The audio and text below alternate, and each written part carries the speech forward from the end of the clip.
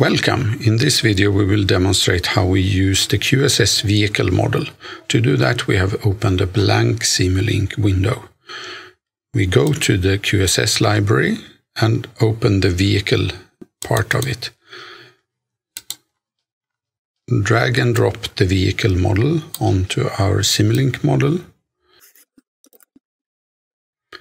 Then we need constants to input the speed, acceleration and road angle. We go to the library browser, the sources, and drag and drop a constant onto our model.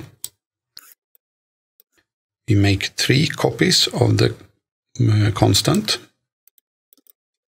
Name them vehicle speed, meters per second. Vehicle acceleration, meter per second square. And road angle in radians. We connect these constants to our vehicle model. And in order to look at the result from the vehicle model, we add a display block.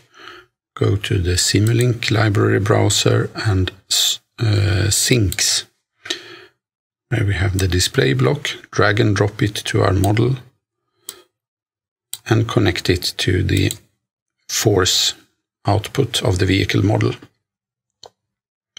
So now we need to set the parameters of our vehicle. We do that by double-clicking on the vehicle model, and then we get a dialog box where we can set the vehicle mass to 1700 kilos. The rotating mass we keep at 5%, which compensates for inertia of the wheels and the driveline. The vehicle cross-section is 2.5 meters square meters.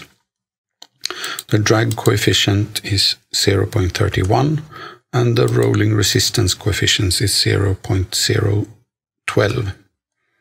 Then we press OK. If we now want to test the vehicle model in different situations, we have to set the vehicle speed, acceleration and road angle. First we test it in low speed, constant speed on a flat road. We set the vehicle speed to 5 km per hour, but we have to input it in meters per second, so we divide by 3.6 when we enter the value, and then we get it in meters per second. The vehicle acceleration should first be 0, and the road angle is also 0.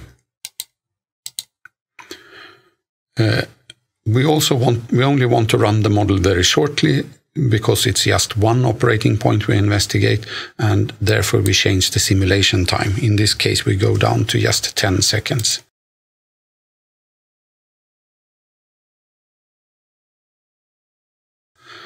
And we run the simulation by pressing the Run button.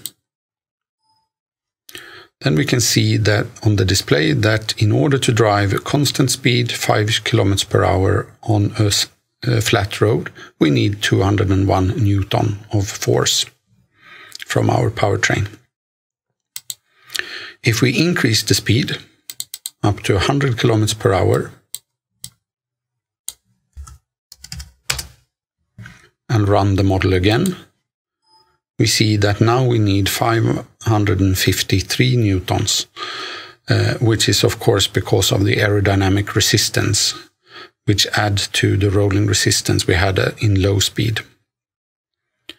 If we want to test the vehicle model on different road angles, we can test it on a road which is downhill, 0.1 radians.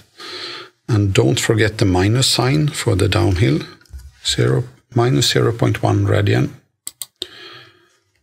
We press Run and see that now we get a force of 1113 Newton in the forward direction of the vehicle because of the downhill gradient. If we also want to test the acceleration, we could say that we want to accelerate 2 meters per second square in this downhill gradient.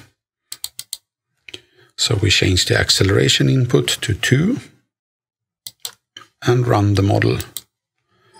And now we need a positive force of 2,457 newtons in order to accelerate in 2 meters per second square in 100 kilometers an hour on a downhill gradient of minus 10%. So this demonstrates how the QSS vehicle model works and that it will output a force according to the input driving situation.